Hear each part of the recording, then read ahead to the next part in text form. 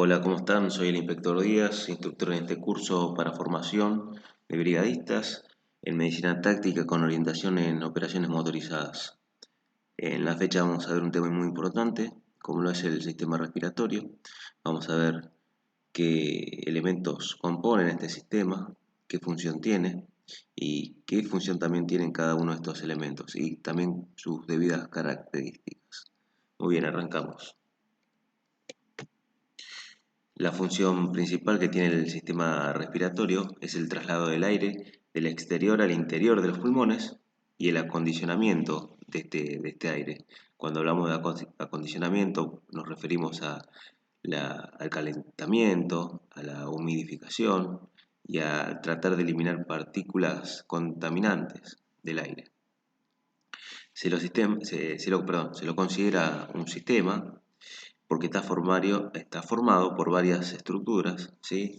Desde un punto de vista anatómico, lo podemos dividir en dos partes, en una parte superior y una parte inferior, parte o porción.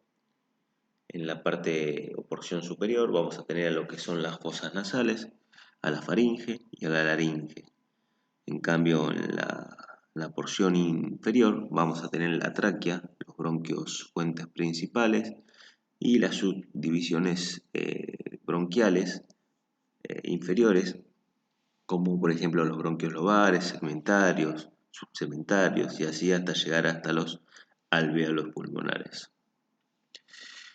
Desde un punto de vista anatómico podemos entender que tanto la parte superior como inferior está recubierta por una mucosa respiratoria que es continua, lo que nos va a traer por consecuencia que si hay una afección en la parte superior, eh, va a traer como consecuencia una afección en la parte inferior y viceversa.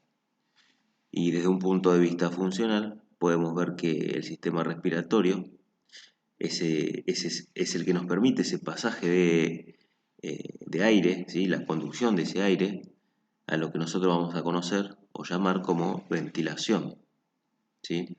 Y también como parte o punto de vista funcional, vamos a entender que el sistema respiratorio especializado, o sea, tiene una función especial, que es la del intercambio gaseoso. Ahí se puede apreciar en el gráfico, ¿sí? En azul tiene como punto de vista funcional la parte de conducción de aire y en rojo la parte de intercambio gaseoso. Continuamos. Muy bien. Los componentes del sistema respiratorio. Vamos a tener tres tipos de componentes: las vías aéreas, los pulmones el mecanismo de ventilación que utiliza este sistema respiratorio.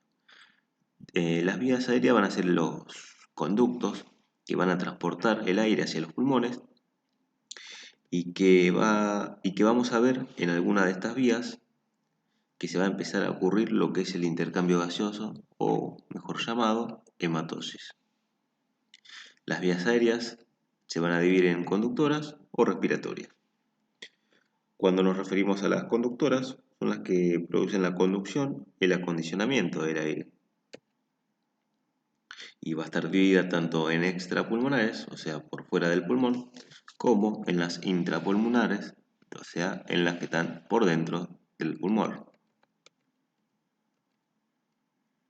Ahí están sus clasificaciones, que ahora vamos a ver cada una de estas y vamos a ver cada una también de sus características y funciones. Cuando nos referimos a las respiratorias, es donde empieza a haber intercambio gaseoso, por ende cumple función tanto de conducir como de hematosis, o sea, intercambio gaseoso. Perdón. Ahí tenemos el mecanismo de ventilación, ¿sí? Que es uno de los tres componentes. Mecanismos de ventilación incluyen lo que son las paredes torácicas, el diafragma, los músculos y los músculos respiratorios que obviamente me permiten, o nos permiten, mejor dicho, expandir el tórax y toda esa elasticidad que tiene junto con el tejido torácico permite el ingreso y la salida del aire para que se lleve a cabo lo que sería el intercambio gaseoso. Debemos saber también que, como se ve ahí en el gráfico, el principal músculo encargado de lo que es el mecanismo de ventilación por excelencia es el diafragma. Como se puede ver, cuando el diafragma se relaja, los pulmones se contraen y por ende se hace la exhalación.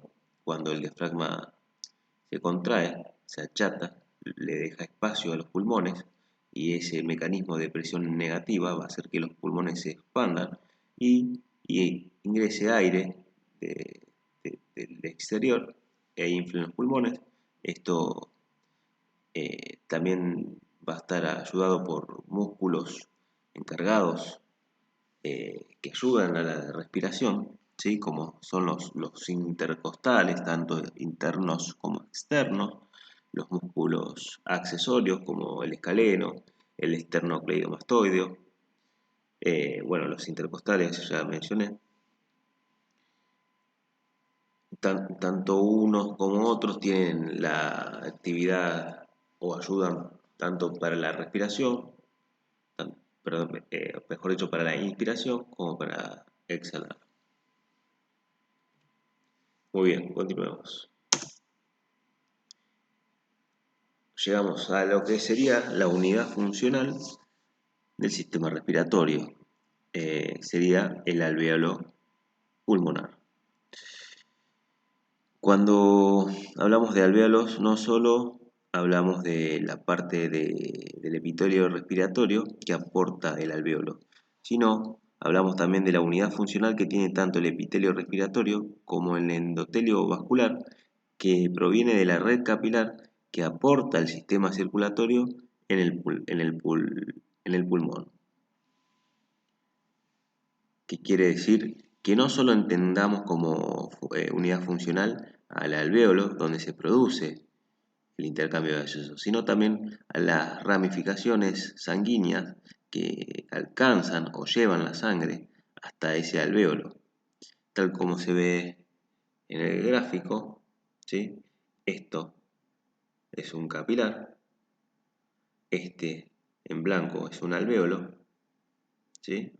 Y fíjense cómo debido al intercambio gaseoso o hematosis, los glóbulos, los eritrocitos o glóbulos rojos que transportan, acá graficados en azul, dióxido de carbono, por el intercambio gaseoso a través de la difusión, vuelven a oxigenarse mediante el oxígeno que viene del medio externo y sacan o exportan el dióxido que traían este eritrocito, ¿sí? Y debido a las moléculas de hierro que tiene el eritrocito, el oxígeno es transportado por esta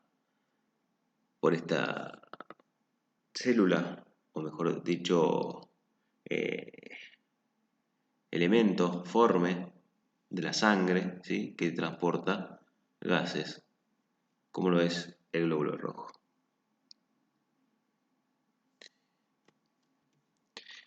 Estos dos epitelios son los que juntos forman la superficie del intercambio gaseoso que determina el éxito del sistema respiratorio para poder realizar esta función de la que estamos hablando. Y cuando hablamos de estos dos epitelios, estamos hablando los que mencioné recién. Este es el epitelio del vaso sanguíneo y este pegado es el epitelio del alvéolo. Estos dos son los que permiten el éxito del sistema respiratorio a través de la difusión simple. tal como dice acá, ¿ven? ¿Ven? El oxígeno pasa por difusión a los glóbulos rojos. El dióxido de carbono pasa por difusión a los alvéolos. Ahí dice intercambio gaseoso o hematosis. Muy bien, continuemos. Acá podemos apreciar en este video, ¿sí?, los dos epitelios, el del vaso, acá perdón, el del vaso, este es el del alvéolo, como el eritrocito o glóbulo rojo viene más oscuro, con dióxido, a través de la difusión sale al alvéolo e ingresa a través, también por difusión, oxígeno, que es llevado por este disco bicóncavo que tiene la proteína llamada hemoglobina, que está constituida por 4 globinas, que cada una de estas tiene una molécula de hierro que se asocia a este oxígeno y lo transporta a través de los diferentes vasos. Continuamos. Funciones. Bueno, cuando hablamos de conducción de acondicionamiento del aire, el aire se tiene que calentar, se tiene que humidificar y se tiene que filtrar. O sea, se calienta, se pone húmedo y se filtra. Se filtra de partículas extrañas. ¿Para qué? Para que el aire llegue en las mejores condiciones posibles al alvéolo para que se produzca la hematosis. En el aparato respiratorio tenemos la laringe, que es el órgano encargado de la emisión de sonidos, ya que en ese órgano están las cuerdas vocales. Tenemos también lo que es el olfato y la función inmunológica. Cuando hablamos del olfato lo tenemos situado en las fosas nasales. Cuando hablamos de función inmunológica hablamos de la mucosa que se encuentra en todo el epitelio respiratorio, ¿sí?, que se encarga de la captación de moléculas extrañas y a posteriori su evacuación, o excreción, mejor dicho. También vamos a ver a lo largo de la vía aérea, sobre todo en la vía aérea de conducción, que vamos a encontrar al BALT. El BALT es una sigla B corta a LT, que está en inglés, que significa tejido linfático asociado a vías aéreas.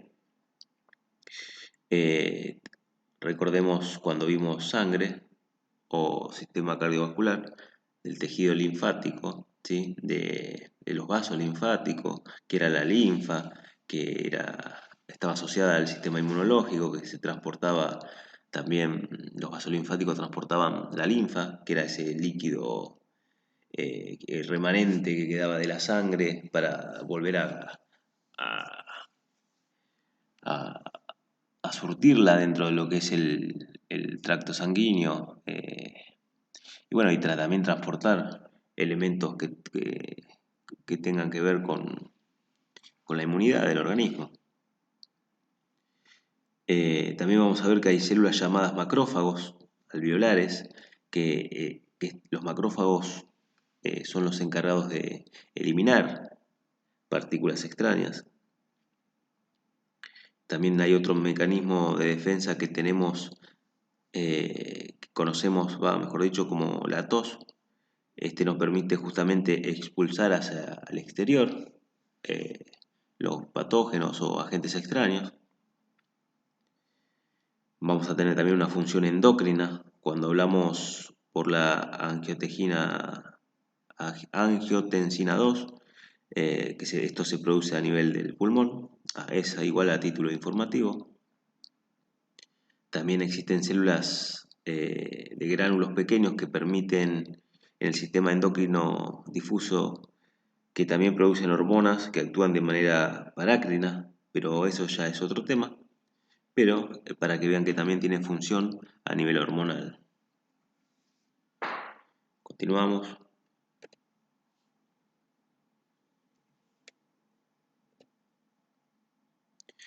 Muy bien, arrancamos con el primer componente que sería la cavidad nasal.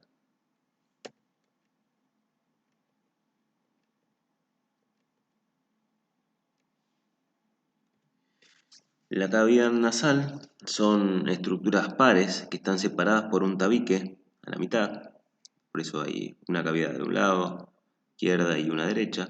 Se comunican por los orificios nasales, los orificios, o sea, los más externos, llamados narinas, que comunican con el exterior, y después se comunican con lo que sería o sea, el orificio interno, llamado rino, como rinoceronte, pero se llama rinofaringe.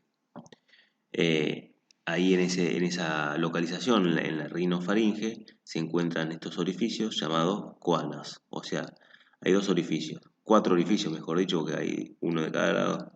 Tenemos las narinas que comunican con el exterior y las coanas, que son los orificios que están más por dentro de las fosas nasales, por así decirlo.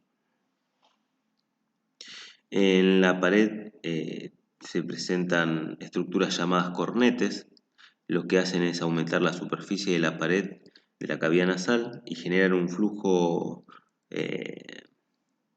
turbulentos, por así decirlo, que ayuda a lo que sería la filtración de las partículas extrañas. Dentro de la cavidad nasal vamos a poder reconocer tres regiones: el vestíbulo, y una región respiratoria y una olfatoria. Pero vamos a hablar principalmente de lo que sería el vestíbulo y la respiratoria, porque la olfatoria, cuando hablamos de olfatoria, lo vamos a ver cuando veamos sistema nervioso central, el olfato, los sentidos, ¿sí? El sistema límbico, así que lo vamos a ver en otro momento. Cuando hablamos de vestíbulo, ¿sí? Ahí se puede ver el vestíbulo, como lo dice la palabra, ¿sí? Vestíbulo es como donde se recibe, ¿sí?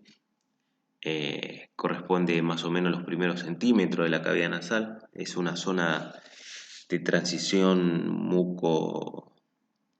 de mucosa, o sea, sería de transición entre la zona interna, que sería mucosa, y cutánea, de piel, que sería externa. O sea, ahí es donde hay la transición, donde termina la piel externa y empieza a haber mucosa, un epitelio, o sea, una piel mucosa por dentro de la cavidad. Se continúa con la piel que reviste la cara, o sea, del lado externo. También vamos a ver que hay presencia de glándulas sebáceas y característicamente ahí tenemos unos pelos gruesos que pueden atrapar grandes partículas extrañas, como por ejemplo algunos insectos. Estos pelos tienen el nombre de vibrisas, ¿sí? Estos pelos de la nariz. La última parte del vestíbulo nasal está la mucosa que reviste este vestíbulo, y va a ir cambiando por mucosa respiratoria. Ahí va a haber una parte de transición que la mucosa va a cambiar, ¿sí? que va a cambiar de la mucosa como la que mencionamos recién, a lo que sería la mucosa respiratoria, y que la mucosa respiratoria va a ser la que abarca el resto del sistema respiratorio hasta que termina. Bueno, también vamos a tener una región respiratoria. En la parte más externa más extensa de la cavidad nasal.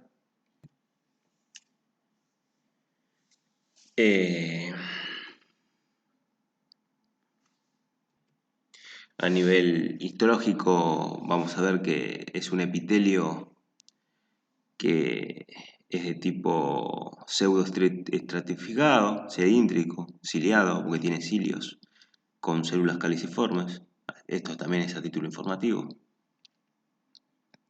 También vamos a ver que tiene glándulas acinos mixtos y mucosos que lo que hacen estas glándulas contribuyen a la secreción, o sea, a que se forme la mucosa en la cavidad nasal. Todo esto sumado al flujo turbulento del aire que generan los cornetes, que ya mencionamos, dejan suspendidas las partículas extrañas que se pegan en el moco para después ser excretado. En el techo, que es lo que sería la cavidad nasal, vamos a tener el segmento olfatorio, y bueno, como ya mencioné, es la que se encarga del sentido del olfato. Pero lo vamos a ver en lo que sería